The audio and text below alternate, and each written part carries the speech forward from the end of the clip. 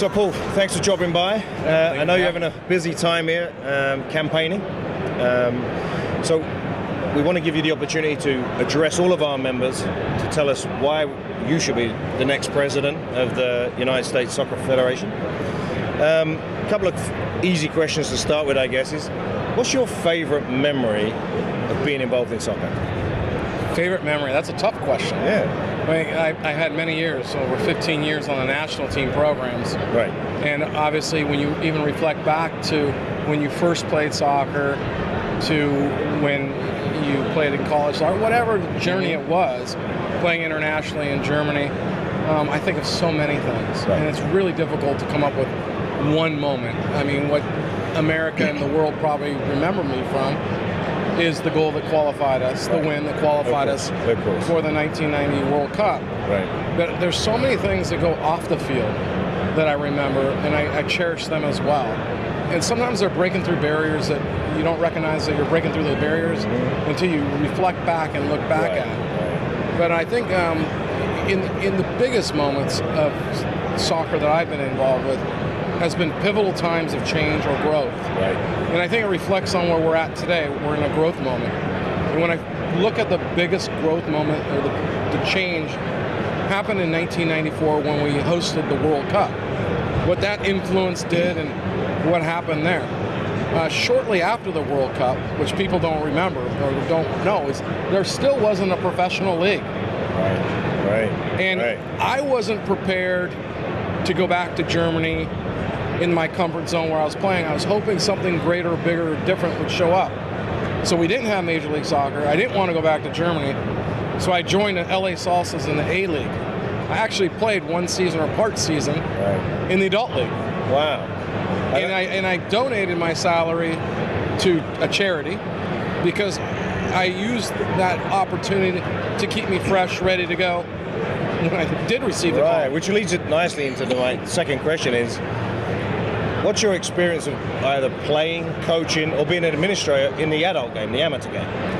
Yeah, I have a lot of experience. It goes back, obviously, to 1995 when I played in the adult leagues. And I'm also very well that in soccer here in this country, a lot of historical parts was that we built soccer in this country on the adult leagues. Right. There's a lot of traditional clubs that still exist, primarily on the East Coast, that were very influential on our foundation of what built soccer here in this country, especially in the times where we didn't have a pro league. And it's exciting to see where it's going now.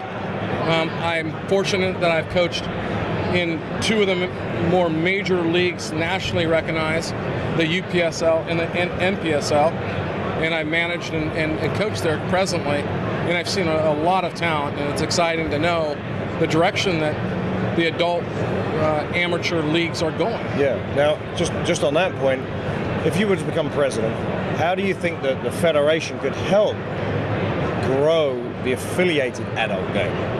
Get more people to come and actually become into the state associations and affiliate and get involved in our competitions? And it's a great question because I think it's been something that's been reviewed and discussed, and it hasn't been completely shelved like we're not interested.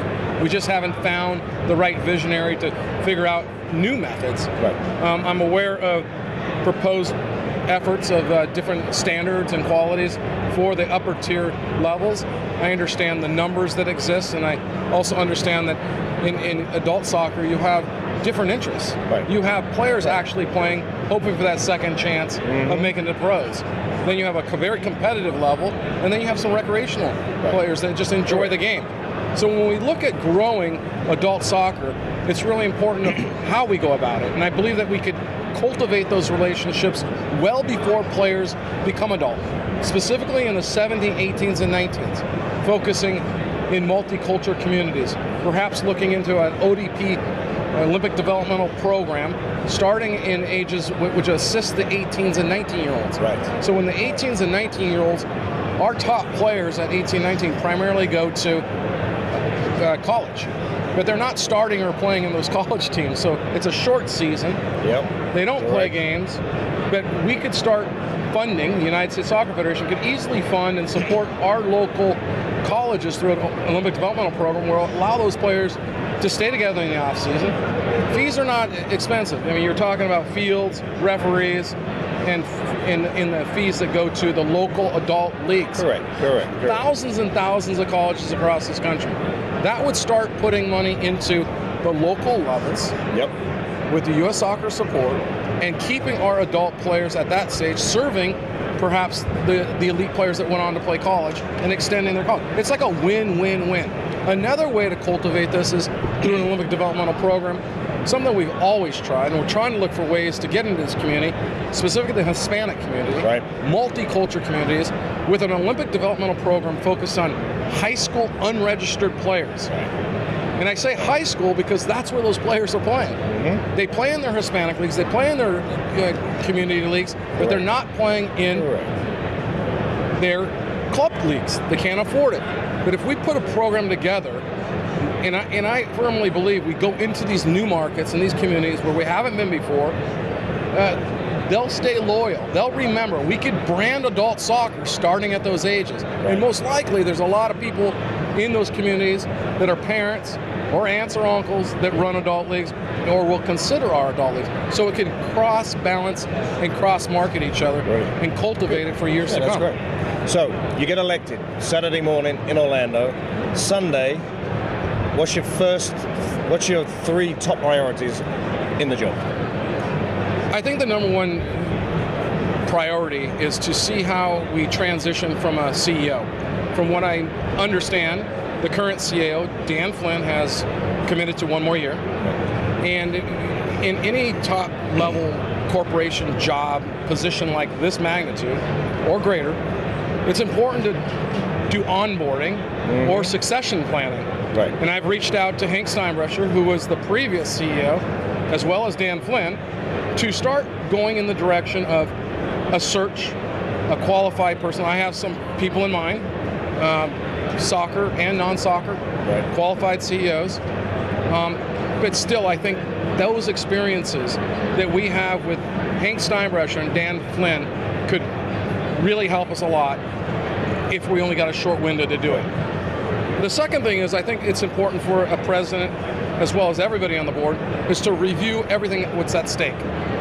Internally, externally, and review the contracts. And understand how to plan forward with that. What are we committed to? What are we not committed to? What are terms are up and where are opportunities? The third thing is obviously looking through our bylaws. I think through this election process, there's been a lot of question about transparency. Transparency could have been around money or transparency about how we govern. And I think the most important aspect is those that are leaders must be reviewing the bylaws and also going through training if we need some extra information to do it. In that way, we could then look at maybe where are areas we could improve or not improve. And of course, then I have a multitude of task force and ways of building this game in development and player's the product. Fantastic. So, as an address to our members, why you? Why should our members vote for you? What makes you the difference between the other candidates? What's the difference? In all due respect, I believe that what makes us in life who we are is through our experiences. And when you look at Paul and think of Paul Caligiuri, you think of his career. But for the last 15 years of what made me who I am, I do have qualifications that no other candidate has. Outside of one other candidate that's running for presidency, I'm the only one outside of the current status quo, so to say, that served on the board of directors for U.S. Soccer Federation. I'm the only candidate that has been on the Athletes Council, understanding these administrative duties or how things mechanically work and function.